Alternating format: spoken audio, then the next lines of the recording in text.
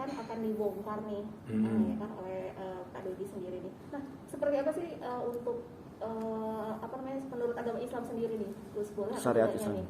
Jadi pemindahan makam itu bisa kita lihat dari dua sudut pandang. Sudut pandang hukum normatif sama sudut pandang hukum syariat. Kalau secara sudut pandang hukum normatif di dalam administrasi pemerintahan itu ribet. Artinya ribet itu adalah banyak klausul-klausul yang harus dipenuhi. Kenapa makam itu harus dipindah. Jadi secara administrasi saja repot, apalagi secara syariat.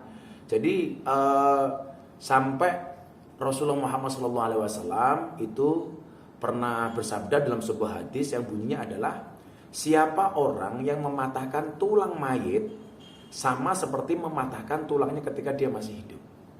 Artinya apa? Artinya ketika proses pemindahan itu kan harus ekstra hati-hati nih. Jangan sampai kemudian kita mematahkan bagian tubuh atau bagian tulang si almarhum. Kemudian itu artinya ketika seseorang pengen memindahkan mayit yang bisa menyebabkan patah tulangnya atau retak karena diangkat atau dipindahkan, maka kita telah mencidrai kehormatan mayit tersebut. Jadi kalau kemudian alasannya pengen dekat dengan ibunya, kita lihat makamnya Siti Aisyah itu juga tidak berdekatan dengan makamnya Nabi.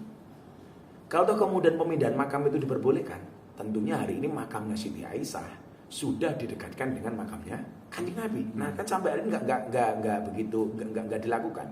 Artinya apa? Memindahkan makam hanya karena alasan itu juga nggak dibenarkan. Kan begitu. Karena lebih lanjut memindahkan makam itu bisa melanggar kehormatan si mayit.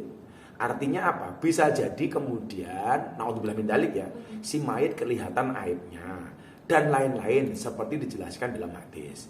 Bahkan imam madzhab itu hampir semuanya mengharamkan. Kalau ada yang membolehkan kemudian dengan beberapa syarat. Umpamanya satu, untuk kemaslahatan jenazah itu sendiri.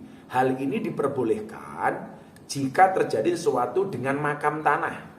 Katakanlah tanah yang bersangkutan itu keluar air sehingga becek, kemudian berpotensi digali sama binatang buas karena kurang nyaman, itu boleh. Kemudian tanah yang digunakan bukan haknya. Katakanlah ketika dimakamkan ternyata tanah orang lain dan orang lain protes. Maka ada alasan kan bahwa makam itu bisa dipindahkan. Kemudian untuk kemaslahatan umum, jika makam berada di pinggir jalan umpamanya kan, kemudian mengganggu ketertiban umum, maka pemindahan boleh saja dilakukan. Nah, selama tidak ada alasan-alasan seperti itu ya nggak usah ngapain sih gitu loh. Seperti alasan wasiat. Apanya? Alasan wasiat dari ibunda dulu. Mamanya dulu, mamanya Vanessa tuh pengennya kalau misalnya nanti dia dia meninggal tuh satu yang lahat dengan anaknya. Ya artinya kan saya juga pernah berbicara soal wasiat. Yang namanya wasiat itu boleh dilakukan ketika tidak melanggar syariat, ketika tidak bertentangan dengan agama, dengan hukum. Kalau kemudian ada wasiat justru bertentangan dengan hukum agama, dengan syariat, tentunya wasiat itu tidak harus kita lakukan. Kan begitu. Kayak saya wasiat begini nih, tapi dalam kewasiatnya ada kemaksiatan, maka otomatis wasiatnya tidak perlu dijalankan. Gitu loh. Saya pikir sudah nyaman lah itu. Saya artinya ngomong seperti ini tidak hanya pada satu kasus ya, tapi kesemuanya secara umum bahwa pemindahan makam itu tanpa alasan yang jelas itu diharamkan. Kalau seandainya dia dimakamkan, ternyata setelah dimakamkan ini tanah milik orang, sengketa nih. Kan ada alasan secara syar'i, boleh dipindahkan. 3 hal tadi itulah alasannya. Jadi kalau saya ngasih saran ya, daripada kita ribut untuk memindahkan soal makam, perbanyaklah doa untuk almarhum. Saya pikir itu jauh lebih bijak. Karena yang dia butuhkan hari ini bukan pemindahan makam, tapi doa dari ahli warisnya. Oke.